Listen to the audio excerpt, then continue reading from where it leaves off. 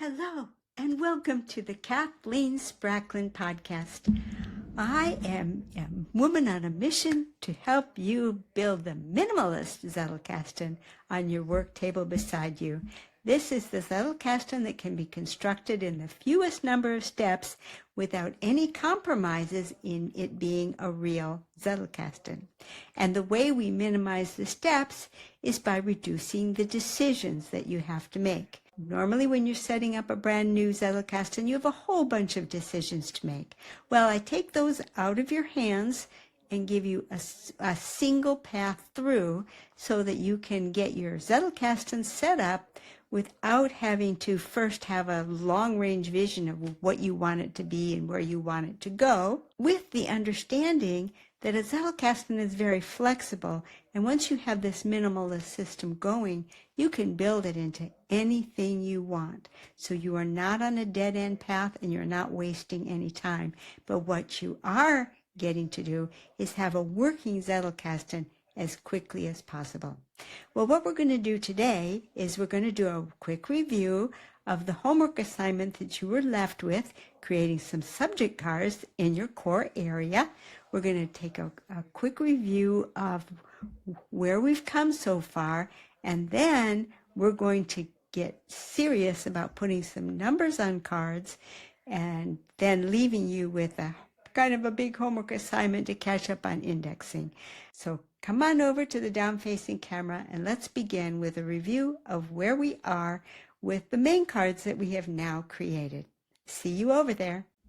Okay, just to review how we got to where we are right now, we began with 3 books that we chose in as widely separated areas that we had in our reading plan. So we were trying to be practical, what we really planned to read going ahead, and we picked 3 books in widely diverse areas, as widely as our reading plan includes. And then we decided on what core area each of those books belonged to. Then we went out to our reading plan and gathered in each of these core areas some representative books of what we really plan to read in our future in each of these. So at that point, the next thing we did is that we took each of the core areas in turn and identified some subjects within the core areas that we saw represented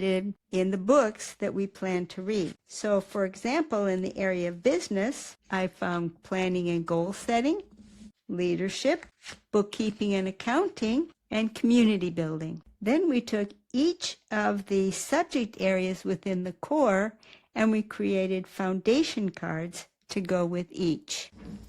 And we said that a foundation card is a special kind of a main card that has an intention. I want to learn about this area so that. So it's our intention, what area do we want to study and why do we want to study it? Then the rest of the areas are just like any other main card. So just as a regular main card has a thought or idea from the book and then all of these other standard areas, the foundation card has an intention and all the same standard areas, but they are both main cards and they will both go in our main box and be numbered using the same numbering system, which is what we're about to do.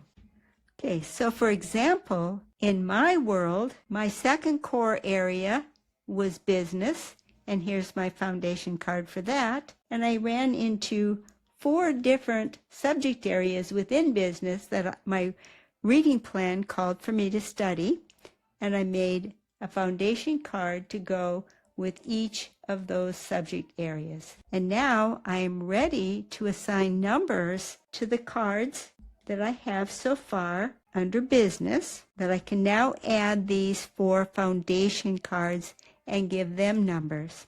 So this will be my topic A, my topic B, my topic C, and my topic D. And as we saw before, business was my core area too. So now I can number each of the subject cards that fall under business. This card is 2A, this card is 2B, this card is 2C, and this last card is 2D. Well, now we have to do a little bit more work here. We need to create a new type of card. Remember last time I told you to get some colored index cards? Well, it's time to take out one of those because we're now going to make a new type of card that's called the directory card. Let's see how the directory card functions. Let's build a directory card. Our card 2 has 4 subject areas now. A, B, C, and D. So we're going to create a directory card for 2 that shows all of the subjects that it breaks down into. So we're going to start it off with the card number for 2 and the tagline for 2. That will be up top. You can see that the colored card has the same number. The directory card has the same number as the main card. And now what we're going to indicate on the directory card are all of these pieces, A, B, C, and D. And what will go here are the taglines for each of these parts. So now all my taglines are in place for each of the branches under 2 for business. Now I have something very interesting here. If you stop and read the card, what you find is there's a very interesting conversation on business, and you see all of the areas of business that are in my immediate reading plan and what they each contribute to my study of business. This card is very valuable, not only because it keeps all of the subjects together with the core area, it also lets me know how many branches exist so I know that if I get a new subject area under 2 business, I know that it's going to be E because A, B, C, and D are already taken. As I go through and grow my Zettelkasten, these 4 cards will get pushed apart because they will have cards in each of these areas, and this directory card will help keep everything all together again. Now let's take a look at how these will go into my Zettelkasten in the main box. Card 2 will be followed by its directory card, and then they will each be followed by A, B, C, and D, all the individual subject cards. Now as you recall, we made some cards from the book that we were reading. Hang on to those for a while. We're going to use those next week when we see how a Zettelkasten works. This is just laying our foundation. But we aren't quite done. What we still have to do for each of these new foundation cards, we have to treat them just like we did for our original card.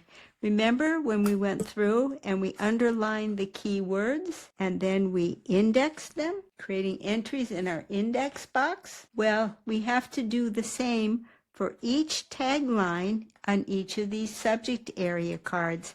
I'll have to identify the key words, underline them, and then index. Under each of those key words, I'll put the entire tagline, just as we did when we were creating the original core foundation cards. Now let's take a look at how this would work under that 3rd subject area, which was how the mind works. Identified 3 areas under how the mind works: memory, design as a communications system, and pattern language. Again, I have a foundation card for my core area, and I have separate foundation cards for each of my subject areas. Again, I gave my subject areas letters, A, B, C, and now I can number the subject area cards. So this one is 3A, this one will be 3B, and this one will be 3C. And just as we did with business, I made a directory card to go along with subject area 3 that gives all of its branches, and the tagline for each is represented on the directory card. So again, I have a complete conversation going on here, and I know what subject areas I have covered, and I know how far I've gone in the alphabet for the different choices. Now, when you look at the topic like how the mind works, and my reading plan only included memory, design, and pattern language, there's a few pieces as to how the mind works that are not represented here, that are not in my immediate reading plan. I'm not worried about that because I know that if I come up with another subject area that I want to study under How the Mind Works, I'll just assign it letter D, create a foundation card, and put the tagline here on the same directory card that I've got going for card 3. Again, the cards will be arranged. Card 3 with its directory, then A, B, C. And just as before, I'm going to underline some key terms in my taglines and index them. We haven't done any indexing for a while, so let's do one. Memory is remarkable in capacity when trained. So I decided that memory, capacity, and trained were key words for this tagline. So I'm going to go to my index box, but I have an M card going, so I will put an entry for 3A. So I have my entry that includes the entire tagline, and I'm going to underline the letter M here so that when I'm scanning, looking for a key term in my index, my eye can go directly to the underlines. So the key term memory is indexed, and I would have to also go to the C's to index under capacity and the T's to index under trained, and complete that for the remaining subject foundation cards that I've created. So that's as far as we're going to go today. We're going to finish the indexing of all of our foundation cards now. They will all have numbers for where they will go in our main box. And next time, we'll pull out the cards that we made from the books that we began reading. These are the 3 that I made bib cards for and began making some main cards for. And you should have those as well from your steps 1 through 3 that we did early on.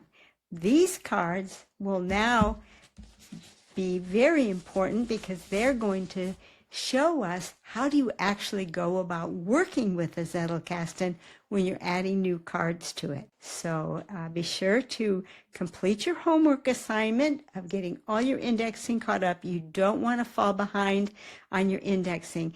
It's a quite a pleasant activity, I find anyway, even though it's repetitive, because it helps seal those taglines in your mind. And if you think about what you're writing as you're writing it, you can start already seeing interesting associations as you look at the index entries that you're creating. So you have probably, I would say, 9 to 12 different cards now, your new subject cards that need to be indexed. So I want to give you a little bit of time to do that. How about I give you 2 days? We'll do 2 days to do it, and then on the 3rd day, we'll come back again and we'll start working with the main cards that we made from the books that we're reading, and those will go into our Zettelkasten using a very fun process that we'll talk about next time. See you then. Bye-bye.